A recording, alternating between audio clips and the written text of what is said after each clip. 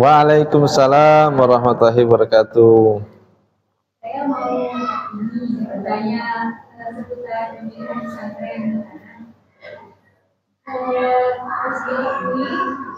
sentil sekali dengan Ustaz tadi bilang. Aku poin keempat itu pasti pertama kali yang kita lihat kalau survei pesantren, seperti kamar asrama, fasilitas kamar mandi, ruang kelas.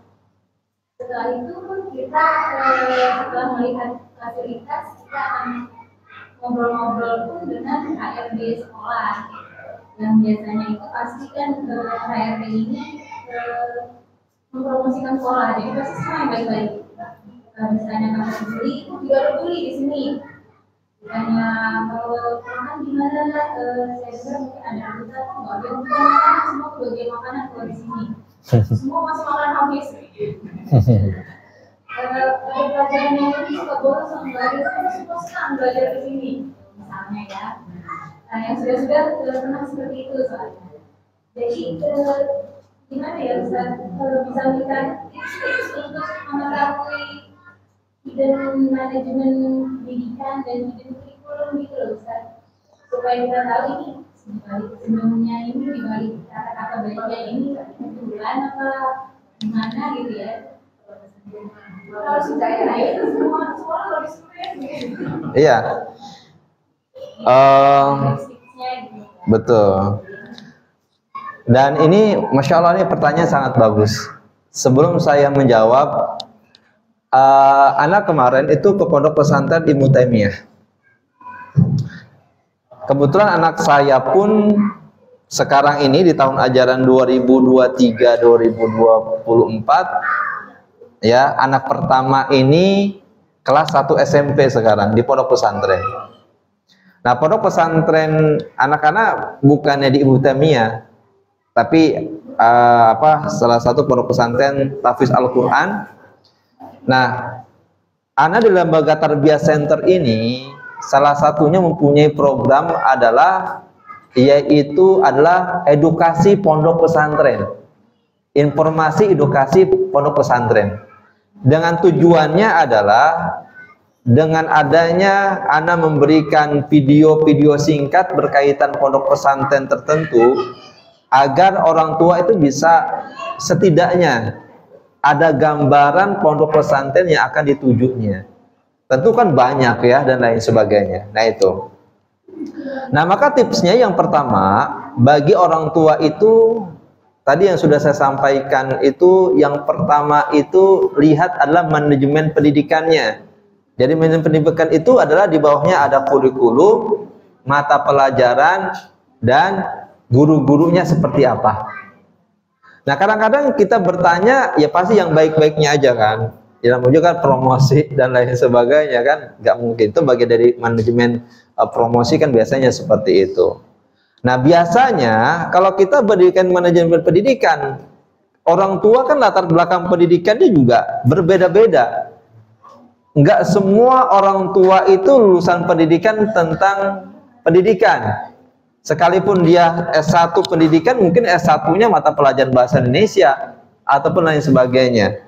Nah, maka yang pertama itu kalau kita berkaitan manajemen pendidikan supaya tahu detailnya, kurikulumnya dan lain sebagainya, ya bertanya kepada saya. Ya konsultasi kepada saya. Saat ini anak saya masuk pondok pesantren ini, menurut Ustadz bagaimana? Gitu. Nanti anak akan menjelaskan dari segi manajemen pendidikannya. Nah, kemudian kebetulan anak tergabung dalam 30 bahkan lebih sekarang ya, udah ratusan, namanya asesi. Asosiasi itu adalah sekolah sunnah seluruh Indonesia. Gitu. Dan insya Allah anak kemarin dapat undangan, dan insya Allah pematerinya ada Ustadz Dr. Zainal Abidin LC MM yang bertempat insya Allah nanti di daurah itu yang bertempat adalah di Bandung, yaitu perkumpulan sekolah sunnah seluruh Indonesia. Nah di situ sekolah-sekolah Islam itu mempresentasikan tentang program-programnya. Ya, setidaknya dari latar pendidikan anak dan anak punya lembaga tarbiyah center, lembaga pendidikan psikoparenting dan psikologi, itu setidaknya mempunyai gambaran untuk lembaganya. Karena Anda tahu sendiri mudir-mudirnya juga kan, kepala sekolahnya, pendidiknya dan lain sebagainya. Dan kita setiap bulannya itu diskusi berkaitan untuk kemajuan lembaga kita masing-masing. Misalkan Anda presentasikan nih pondok pesantren anak, ya, kemudian nanti dari yang lain-lainnya itu berikan masukan, tambahan dan pengurangan sehingga bisa bersinergi. Kalau ada yang kurang bisa kita berikan masukan dari pondok-pondok pesantren yang lainnya. Ini bisa bersinergi yang seperti itu. Maka bisa dikonsultasikan ke saya kalau berkaitan tentang masalah pendidikan dan lain sebagainya. Ini. Kemudian yang kedua, ya, ketika yang pertama itu kita berkaitan tentang manajemen pendidikan yang kita lihat, yang kedua itu adalah bimbingan konseling yang nggak kalah penting juga, ya, karena kebanyakan kasus anak-anak di pondok pesantren itu nggak jauh. Yang pertama tentang masalah makanan, ini yang pertama. Yang kedua itu adalah masalah teman-temannya. Yang ketiga adalah masalah akademik yang anak itu tidak bisa mengikuti. Karena kalau di pondok pesantren itu kita gundul semua. Kadang-kadang itu anak stres berkaitan tentang mata pelajaran yang anak-anak itu mungkin dari SD umum yang masuk pondok pesantren itu jadi beban dan lain sebagainya. Nah, ini kiranya bimbingan konseling ini harus kita tanyakan. Makanya kita tanya untuk orang tua ketika masuk pondok pesantren, ini di sini lembaga ini ada bimbingan konselingnya atau tidak? Kalau misalkan bimbingan konselingnya adalah hanyalah guru atau musyrif atau musyifah, itu kurang tepat. Ya, kalau musyrif atau musyrifah pembimbing asrama hanya melibatkan itu saja kurang tepat. Maka ada koordinator khusus untuk bimbingan konseling. Misalkan kalau ada anak yang malas belajar, yang malas ibadah dan lain sebagainya, kemudian ditangani oleh musyrif bimbingan asramanya. Kalau nggak tuntas, maka dilaporkan kepada koordinator konselingnya, bimbingan konseling. Nah, kalau ada yang seperti itu lembaga pendidikan ataupun pondok pesantren, itu bagus. Apalagi namanya anak-anak usia SMP itu memang masa transisi, ya. Kadang-kadang dari ucapannya, bahasa komunikasinya dan lain sebagainya itu harus diperhatikan. Nah, itu kita tanya, ada enggak bimbingan konselingnya secara khusus dari koordinator, dari kurikulumnya, dan seperti apa penanganannya dan lain sebagainya. Nah, itu. Kemudian yang selanjutnya adalah yang ketiga, bagi orang tua juga yang harus ditanyakan ketika nanti masuk pondok pesantren. Kalau masalah fasilitas, insya Allah tidak Anda jelaskan. Ya, walaupun itu menjadi pertimbangan yang terakhir. Ya, secara nampaknya orang tua bisa membedakan mana yang fasilitasnya layak atau tidaklah layak. Tanpa Anda jelaskan secara kasat mata bisa kita menilai.